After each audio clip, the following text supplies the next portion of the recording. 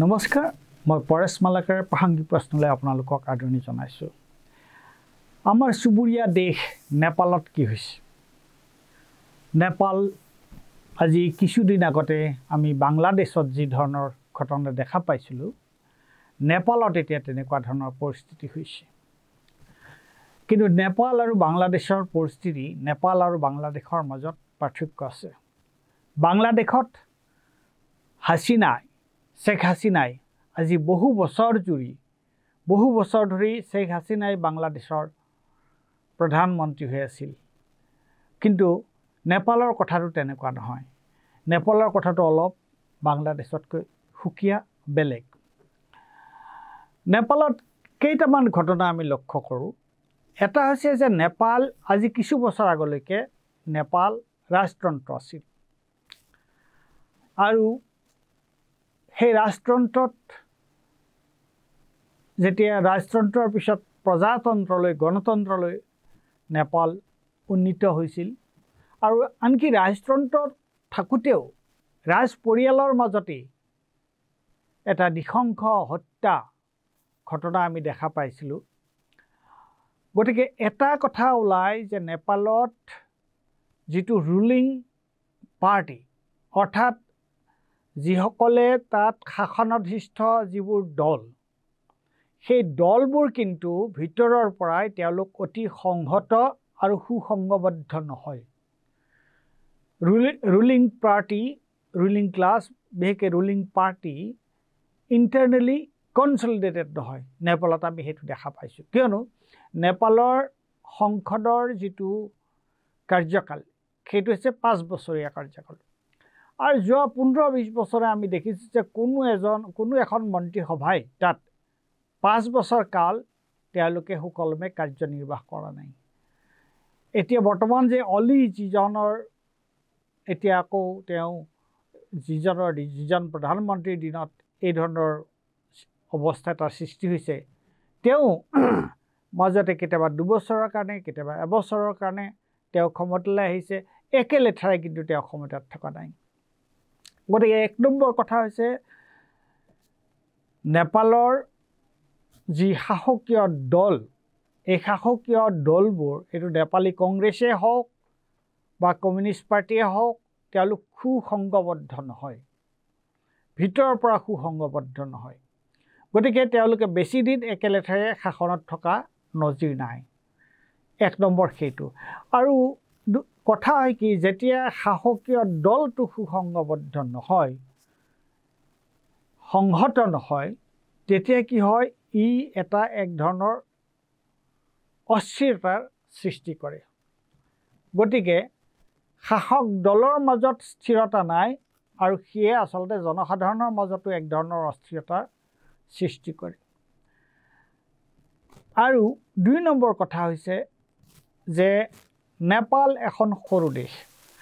আৰু নেপালৰ ওপৰত নেপালৰ ৰাজনীতিত ওচৰ চুবুৰীয়া দুখন দেশ এখন হৈছে ভাৰত আৰু আনখন হৈছে চীন এই দুইখন দেশৰ নেপালৰ ৰাজনীতিৰ ওপৰত যথেষ্ট প্ৰভাৱ অতি গুৰুত্বপূৰ্ণ কোনোবা এটা চৰকাৰ যদি অলপ ভাৰতৰ সপক্ষে কোনোবা এটা আকৌ চাইনাৰ সপক্ষে চীনৰ সপক্ষে আৰু অন্য কথা এটা হৈছে কি যে নেপালৰ যিটো সমাজ নেপালৰ মানুহৰ যিটো অৰ্থনৈতিক যিটো অৱস্থা নেপালত আপোনালোকে শুনি আচৰিত হ'ব যে এতিয়া যিটো কৰ্মসংস্থানহীনতা নিবনুৱা সমস্যা আমাৰ এই ওচৰ চুবুৰীয়া যিমান দেশ আছে তাৰ আটাইবোৰৰ তুলনাত নেপালত কৰ্মসংস্থানহীনতা আটাইতকৈ বেছি নিবনুৱা সমস্যা তীব্ৰ আৰু তাত সৰহসংখ্যক মানুহে হৈছে এই যিটো দৰিদ্ৰ সীমাৰেখাৰ তলত আৰু তেওঁলোকে বেছিভাগে নেপালৰ বাহিৰত বেলেগত তেওঁলোকে কনষ্ট্ৰাকশ্যন ছাইটত তেওঁলোক কাম কৰিবলৈ যায় বা যিবোৰ অলপমান শিক্ষা দীক্ষাত আগবঢ়া তেওঁলোকে নেপালৰ বাহিৰত গৈ ইউৰোপ আমেৰিকা বা অন্যান্য দেশত তেওঁলোকে কাম কৰে আৰু তাৰ পৰা তেওঁলোকে ঘৰলৈ পইচা পঠিয়ায় আৰু যোৱা সময়ছোৱাত অন্য কথা এটা আমি লক্ষ্য কৰিছোঁ সেইটো হৈছে যে তাত দুৰ্নীতিৰ অভিযোগ উঠিছে ইতিমধ্যে আমি ভিজুৱেল দেখাই পাইছোঁ দুৰ্নীতি কিমান টকাৰ বাকচ ওলাইছে কি ওলাইছে এই ধৰণৰ বহুত ধৰণৰ ঘটনা দেখা পাইছোঁ আৰু এইবাৰ যিটো ট্ৰিগাৰ কৰিলে যিটোৰ কথাৰ কাৰণে হ'ল যে সামাজিক মাধ্যম সামাজিক তাৰ প্লেটফৰ্ম বন্ধ কৰাৰ কাৰণে তে বহুতে কয় যে বাহিৰৰ লগত তেওঁলোকৰ সংযোগ সামাজিক মাধ্যমৰ যোগেদি তে বাহিৰত নেপালৰ বাহিৰত যিসকল লোক আছে তে সামাজিক মাধ্যমৰ যিবোৰ প্লেটফৰ্ম যদি বন্ধ কৰি দিয়া হয় তেতিয়া তেওঁলোকে ঘৰৰ মানুহৰ লগত কথা বতৰা কেনেকৈ কৰিব পাৰিব তেওঁলোকৰ যোগাযোগ কমিউনিকেশ্যনটো কেনেকুৱা ধৰণৰ হ'ব আৰু এই যিটো বিদ্ৰোহ এই বিদ্ৰোহটো কিন্তু খুব ইয়ং জেন জি প্ৰটেষ্ট বুলি কৈছে গতিকে একেবাৰে ইয়ং ডেকা ল'ৰা ছোৱালীবোৰৰ মাজত আৰু এই বিদ্ৰোহটো এই যিটো আন্দোলন হৈছে এই আন্দোলনটো কি এইটো আন্দোলন এটা ইতিবাচক আন্দোলন নে নেতিবাচক আন্দোলন নে এইটো এটা সম্পূৰ্ণ নৈৰাজ্যমূলক এটা কেৱটিক নৈৰাজ্যমূলক এটা মানে ভিতৰত যে নেপালৰ যিটো ভিতৰত যিটো অশান্তি আছে এটা অশান্ত পৰিৱেশৰ এটা বহিৰ্প্ৰকাশ কিন্তু এই বহিৰ্প্ৰকাশটো ইতিবাচক দিশত গৈছে নে নেতিবাচক দিশত গৈছে সেইটো ক'বলৈ বৰ মুস্কিল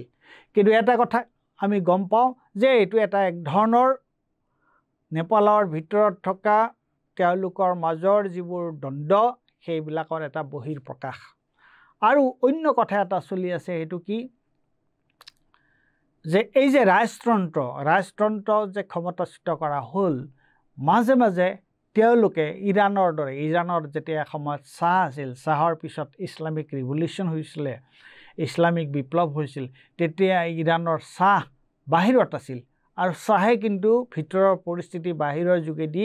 বাহিৰৰ শক্তিবিলাকৰ যোগেদি তাত যিসকল আছিল তেওঁলোকৰ মাজেৰে পৰিস্থিতি মাজে মাজে অশান্ত কৰিবৰ কাৰণে চেষ্টা কৰিছিল গতিকে এতিয়া ৰাজতন্ত্ৰ নাই কিন্তু মাজে মাজে আকৌ ৰাজতন্ত্ৰ ঘূৰাই অনাৰ কাৰণেও এটা চেষ্টা কথা থাকে গতিকে ইয়াত বহুকেইটা উপাদান আছে এটা হৈছে যে প্ৰথম কথা যে নেপালৰ সমাজত অৰ্থনৈতিক সমস্যা আছে কৰ্মসংস্থানৰ সমস্যা আছে আৰু সমস্যাই নহয় এইটো ভয়াৱহ সমস্যা মানুহৰ অৰ্থনৈতিক অৱস্থা অতি বেয়া আনহাতে তাত চীনৰ এটা নেপালৰ যিটো ক্ষমতাসীন দল তেওঁলোকৰ ওপৰত চীনৰ এটা প্ৰভাৱ আছে আৰু অন্য এটাৰ ওপৰত ভাৰতবৰ্ষৰ এটা প্ৰভাৱ আছে আৰু তাত দুৰ্নীতিৰ প্ৰশ্ন তাত উত্থাপন হৈছে গতিকে খুব বিক্ষোভ আছে কিন্তু খুব বিক্ষোভৰ পৰা এইটো এটা ইতিবাচক নে নেতিবাচক দিশ সেই কথাটো ক'বলৈ টান কিয়নো এতিয়ালৈকে এইটোৰ এটা যে এইটো এটা আমি কোনটো এই ধৰণৰ কি আন্দোলন হ'লে আমি ক'ম যে য'ত গণতন্ত্ৰৰ কথা থাকে য'ত অৰ্থনৈতিক ইকুৱেলিটিৰ কথা থাকে এতিয়া আমি বাহিৰৰ পৰ্যবেক্ষক হিচাপে আমি কি বিচাৰিম যে আমি দেখিছোঁ আমাৰ নিজৰ অভিজ্ঞতাৰ পৰা আমি দেখিছোঁ বা ইতিহাসত এই কথাটো প্ৰমাণ পোৱা গৈছে যে যদিহে শাসন ব্যৱস্থা গণতান্ত্ৰিক হয় আৰু সাধাৰণ মানুহৰ মাজত এক ধৰণৰ অৰ্থনৈতিক সমতা অৰ্থনৈতিক বৈষম্যটো যদি কম হয় তেতিয়াহ'লে তেনেকুৱা সমাজত এটা সুস্থিৰতা আহে কিন্তু নেপালত সম্প্ৰতি যিটো আমি দেখা পাই আছোঁ তেওঁলোকে কি কৰিছে তেওঁলোকে সংসদ ভৱনত জুই লগাই দিছে তেওঁলোকে নেপালৰ কোৰ্টত উচ্চতম ন্যায়ালয়ত সুপ্ৰিম কোৰ্টত তেওঁলোকে তাত জুই লগাই দিছে যে এই মুহূৰ্তত তাত এটা সম্পূৰ্ণ নৈৰাজ্যমূলক এটা পৰিস্থিতি আৰু এইটো আমি ইতিবাচক বুলি ক'ব নোৱাৰোঁ আৰু নেতিবাচক বুলি ক'ব নোৱাৰোঁ নিশ্চিতৰূপে ইয়াৰ কাৰণে তাৰ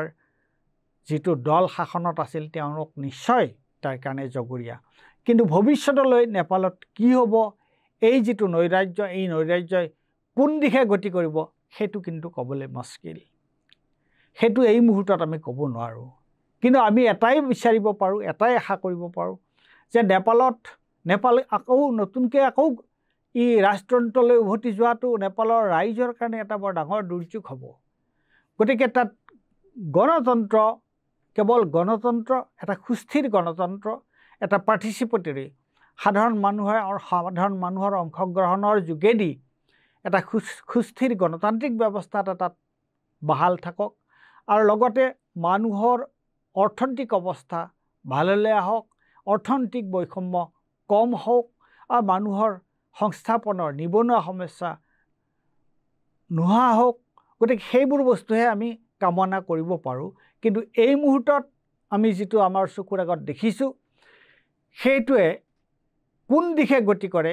সেইটো এতিয়াও ক'বলৈ মুস্কিল কিন্তু এটা কথা সঠিক যে এক ধৰণৰ অৰাজকতা এক ধৰণৰ নৈৰাজ্য এই মুহূৰ্তত